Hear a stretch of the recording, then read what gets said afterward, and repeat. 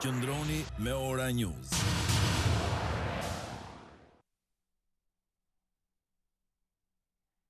Good evening. It's 6 o'clock on Thursday, the 28th of September 2017. Welcome and thank you for joining us tonight for the English edition of Ora News, bringing you the day's national top stories translated into English 6 days a week. Radio Television Ora News celebrated its 10th anniversary since its inception with a spectacular, magnificent event with over 1,000 guests. President of the Republic, Ilir Meta, along with Prime Minister Edi Rama, Kosovo's Prime Minister Ramush Haradinaj, the Democratic Party Chairman Lulzim Basha, Assembly Speaker Gramoz Ruci, former President Buja Nishani, ambassadors and honorary consuls all in attendance. There were also other distinguished personalities of politics from Albania and the region, well-known media representatives, personalities from the fields of economics and education, representatives of religious beliefs and leading institutions in the country, all attending the gala ceremony. Yesterday evening, Radio Television Ora News lit the lights of a new era after a long journey. The event was an extraordinary celebration with spectacular elements, colours and lights. A new logo with a more contemporary philosophy, a new vision coupled with colossal investments in studios and human resources were presented in a spectacular way, together with more than 1,000 guests from Albania and the region. In the speech given before the invited personalities, President Ulian Droci thanked all those who believed in his dream, and with a click he presented the new project, the new logo and new format of Ora News. When I entered the television path, I never thought that I would serve my country's citizens one day. But then I succeeded, not for a little, but for a decade, serving, giving the right information in real time, and today we celebrate the 10th anniversary. Thank you all for your presence here. From this moment on, Radio Television Ora News will enter into a new era.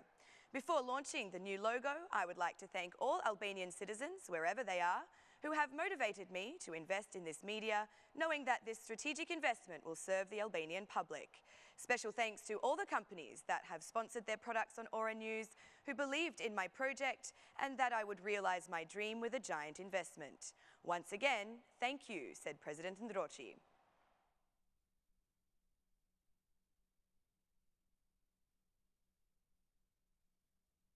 Majority and opposition members continued their debates today in the plenary session about criminality in Albania. DP Chairman Lulzim Basha said that the Prime Minister supports the criminals and accused the Minister of Interior of being the coordinator of crime and criminals. In the Albania of Edi Rama, the Minister of Interior coordinates the traffickers and the General Director of Police illegally spies on both political opponents and foreign diplomats. In the Albania of Edi Rama, those wanted by Interpol are defended by state police. In the Albania of Edi Rama, money goes towards exhibitions, not on police vehicles. In the Albania of Edi Rama, money goes towards propaganda, not for crime laboratories. I am asking Edi Rama to start the fight against crime and to undertake some measures such as the removal of Gramoz Ruci as Assembly Speaker and Fatmir Jafaj as Minister of Interior. Rama must make public the list of people wanted by Interpol who work in public administration and clean the police from corruption and drug trafficking, declared the DP chairman. The Prime Minister replied to the DP chairman, emphasising that the Democratic Party does not serve national interests. It is ridiculous that the opposition waves the flag of crime. Criminals do not have a homeland. I am convinced that you can do more for this country and that together we can do everything. I'm not saying that we have triumphed over crime. This is an ongoing battle. If you want to be trusted, get out of the umbrella you are keeping open over your head. Albanian people are not fools, said the Prime Minister. The DP chairman also commented on the event in Elbasan, where the vehicle of the Vice Director of Police was hit, accusing the son-in-law of Elbasan's mayor. According to the DP chairman, police did not intervene as the gangs have the government's support. The Minister of Interior also responded to the opposition's accusations, saying that the Democratic Party is trying to destroy the image of the country. According to the Minister, the Democratic Party is doing this to the European chancelleries as well. Regarding the event in Elbasan, the Minister said he has ordered a thorough investigation.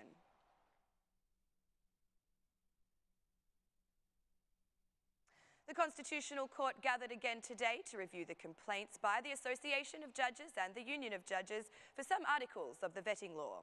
The court decided to postpone the session until Monday after the majority's request not to accept the legal representation of the Union of Judges. According to the majority, the legal representative does not have the appropriate lawyer's licence.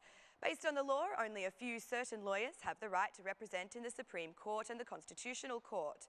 There are some internal procedures regarding how the National Association of Judges and the Union of Judges function in connection to appeals filed to the Constitutional Court, declared the legal representative of the majority, Vasilika Husi. Under these conditions, the court decided to allow time for the Association of Judges and the Union of Judges to find another lawyer. The Association and Union of Judges have appealed 23 articles of the vetting law to the Constitutional Court.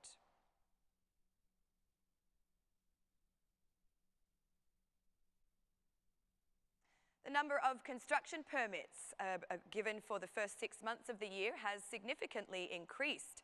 According to data by the National Institute of Statistics, the number of construction permits given in the recent 6 months has nearly doubled, with 135 permits more compared to the same period of the previous year. For the first part of 2017, 298 permits were granted compared to 163 that were granted in the same period of the previous year. According to the data from the Institute of Statistics, 197 permits were issued only in the second quarter. Tirane continues to have the highest number of permits, followed by Firi, Vlora and Elbasan. The number of approved construction permits for houses equates to 61.4% of the total number of permits given, and the number of approved permits for hotels, offices, shopping centres and industrial centres is 38.6%. The construction sector is one of the main contributors to economic growth, and increase of permits in Tirane is related to the approval of the urban plan. As for other cities, Vlora, Elbasan, Gjirokastra, Korça, Leja, Berat and Shkodra have all seen an increase in the number of construction permits in the first part of this year.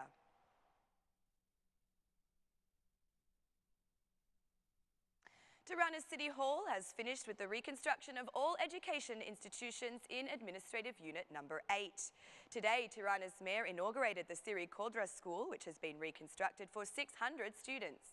The Mayor emphasised that the City Hall's focus will now be on rural areas. With the complete reconstruction of this school, we end all the problems we had with education institutions in Administrative Unit Number 8.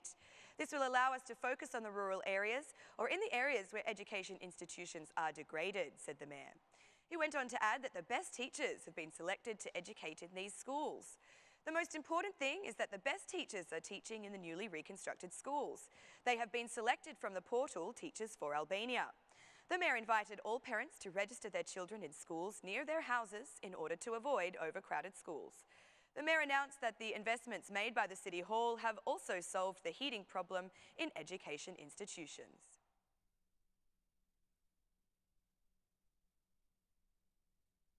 The Greek Foreign Minister, Nikos Kotzias, has made a statement regarding Greek minorities in Albania. Whilst the Greek minority has been officially recognised as such in 2 southern areas since the communist regime, Kotzias declared that they must be recognised no matter where in Albania they reside. In an interview given on Greek public television, Mr. Kotzias said that this problem has even been discussed at meetings recently held in the UN General Assembly. I made it clear to the UN, and it was understood by many parties, that under Hoxha's reform, a minority is considered as such only if it lives in 2 specific areas. This is a problem. For example, if a person of the Greek minority leaves the village and moves to Tirana, they are no longer recognised. This is against European rights. The minority should be recognised as such throughout the territory, wherever people of this community live in Albania, Kotzias said. In the interview, the Greek Foreign Minister referred to all the problems that Athens has in relation to Albania. He added that previous Greek governments have made a mistake by voting to grant Albania the status of a candidate country for EU membership without further conditions. As you know, Albania is a candidate country for a member of the European Union. Unfortunately, as well as our northern neighbour, Skopje, these candidatures were unconditionally granted by previous Greek governments. The head of the Greek diplomacy said that the current Greek government has imposed other conditions, putting the realisation of judicial reform as a basic condition for the opening of Albania's accession negotiations. These countries need to meet certain requirements to open membership negotiations. To Albania, the European Commission set the judicial reform as a condition, said the chief of the Greek diplomacy. He went on to add that Greece has made an additional request for Albania's integration, One of these conditions is the protection of property rights for all citizens in general and for the Greek minority in particular.